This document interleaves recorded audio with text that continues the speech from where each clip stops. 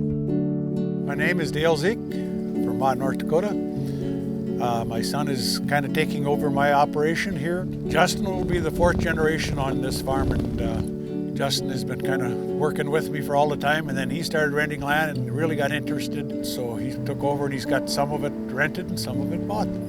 On March 22nd, Justin had some flowers contracted. He couldn't be here because he was teaching. So he asked if I'd run the Bobcat for him. So I come out, loaded the semi with the Bobcat, which is, easy work.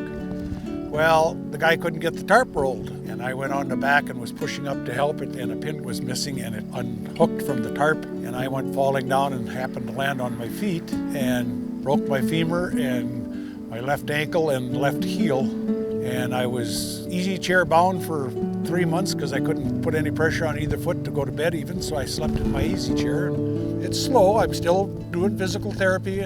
I'm a farmer all my life.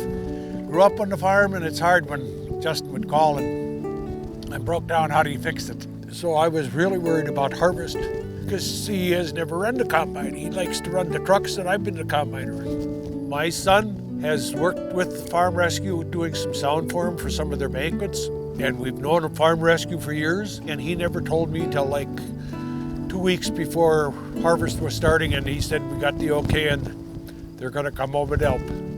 I've seen articles where Farm Rescue has been there before. Now I know exactly how those guys felt.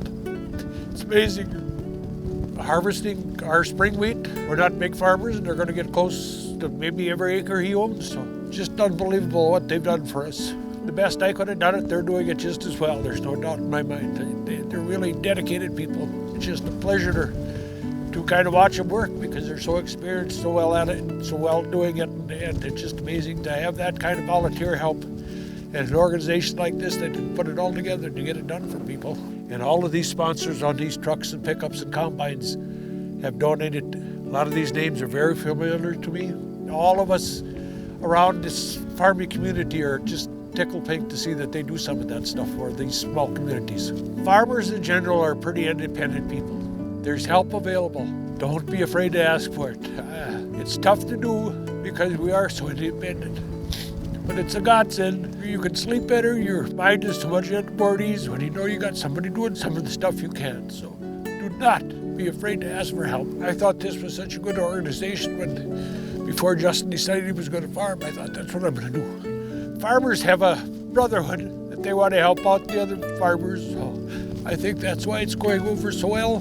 I think that's why it's a proven deal and it works, because a farmer will help a farmer whenever a farmer needs help. That's just the way we grew up, and we will continue that way.